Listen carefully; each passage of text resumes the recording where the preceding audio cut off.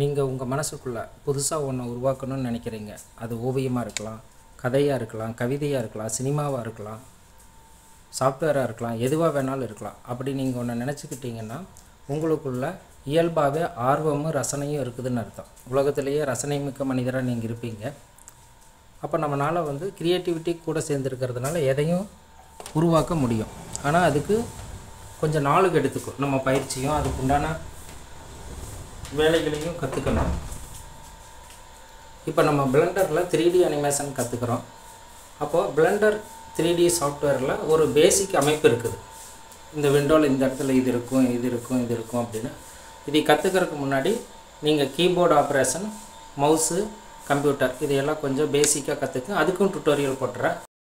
நம்ம பார்க்க போகிற இந்த பிளெண்டர் 3Dயோட பேசிக் சிஸ்டம் வெர்ஷன் 4+லேருந்து ஸ்டார்ட் ஆகுது. அதனால் நீங்கள் 4+லேருந்து இந்த டுட்டோரியலை பார்க்கணும்னா டவுன்லோடு பண்ணி ஸ்டார்ட் பண்ணிக்கோங்க. பிளெண்டர் வெர்ஷன் 4.3.0 ஆல்பா வெர்ஷன் இது.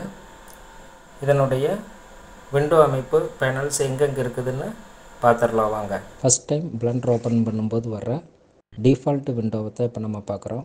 இதில் சென்டரில் இருக்கிற அந்த கலர் ஸ்க்ரீன் ஸ்ப்ளாஷ் ஸ்க்ரீன்னு சொல்கிறோம். முதல் முறையாக நம்ம பிளெண்டர் ஓப்பன் பண்ணியிருக்கிறதால quick setup splash screen first வந்திருக்கும். இது நான் சொல்ல போகிறது பிகினர்ஸுக்கானது. அதனால் நீங்கள் என்ன பண்ணுங்கன்னா குயிக் செட்டப் ஸ்ப்ளாஷ் ஸ்க்ரீனில் இருக்கிறத கண்டினியூ கொடுத்து நீங்கள் போய்க்கிடுங்க. அடுத்தது இதே மாதிரி ஸ்ப்ளாஷ் ஸ்க்ரீன் ப்ராஜெக்ட் வரும். அதில் நம்ம மோஸ்ட்லி யூஸ் பண்ண போகிறது ஜென்ரல்.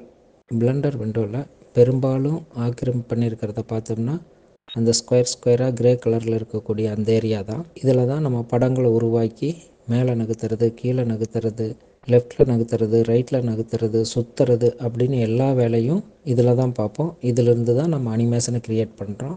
மறுபடியும் ஞாபகப்படுத்திக்கங்க, இதனோட பேர் வியூ போர்ட். ஸ்டாண்டர்டு மெனு மாதிரி டாப் மெனு. நிறைய பேர் கம்ப்யூட்டரில் உபயோகப்படுத்துறதுனாவே வேர்ட் ப்ராசர் தான். அதனால் மெனுவை நம்ம மனசு எப்படி எதிர்பார்க்கும்னா வேர்ட் ப்ராசருக்கு மாதிரி எதிர்பார்க்கும்.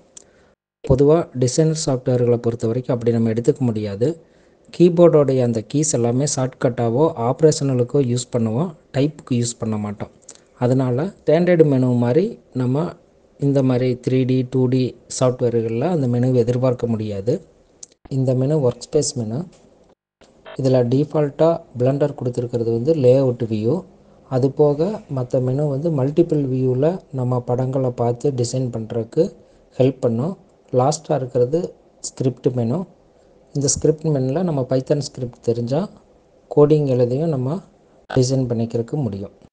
இப்போ நம்ம பார்க்குறது ஹெடர் மெனு. இதில் லெஃப்ட் சைட்லேருந்து எடுத்துக்கிட்டோம்னா object mode, view, select, add ஆப்ஜெக்ட்னு இருக்குது. ரைட் சைடு பார்த்துட்டோம்னா அந்த உலகப்படம் மாதிரி இருக்குது. ஷேடர் மோடு, ஒயர் ஃப்ரேம் மோடெல்லாம் அதில் இருக்குது. இதெல்லாம் எதுக்குன்னா நம்ம ஷார்ட்கட்டை யூஸ் பண்ணாமல் மவுஸாலேயே கிளிக் பண்ணி இதுக்கு உண்டான செயல்பாடுகளை நம்ம செயல்படுத்திக்க முடியும். டூல் விண்டோ ஒரு தச்சு வேலைக்காரர் வச்சுருக்கிற கருவி பொட்டி மாதிரி. இதை வச்சு ஒரு ஆப்ஜெக்டை நம்ம எப்படி வேணாலும் வரைஞ்செடுத்துக்கிட முடியும். Outliner window. இந்த விண்டோவில் நம்ம எத்தனை ஆப்ஜெக்ட் யூஸ் பண்ணியிருக்கிறோன்னு பார்த்துக்கலாம். இப்போ டிஃபால்ட்டாக வியூ போர்ட்டில் இருக்கிற கேமரா, க்யூபு, லைட்டு அதெல்லாம் நம்மளுக்கு தெரியுது. ஆரஞ்சு கலரில் இருக்கிற க்யூப் செலக்ட் ஆகிருக்குது. இதுக்கு முன்னாடி பார்த்த அவுட்லைனர் விண்டோவும் இப்போ பார்க்குற ப்ராப்பர்ட்டி விண்டோவும் ரொம்ப ரொம்ப முக்கியம். வியூ போர்ட்டில் இப்போ க்யூப் செலக்ட் ஆகிருக்குதுங்கிறத நம்ம அவுட்லைனரில் பார்த்தோம், ஆரஞ்சு கலரில் இருந்ததை.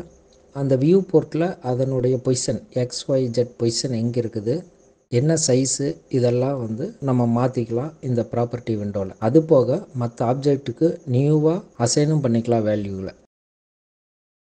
டைம்லைன் விண்டோ ஸ்டார்ட் ஃப்ரேமை நம்மளுக்கு 0ல் ஸ்டார்ட் பண்ணும். எண்டு ஃப்ரேமை நம்ம ஃபிக்ஸ் பண்ணிக்கலாம். டிஃபால்ட்டாக 250 வரைக்கும் இருக்கும்.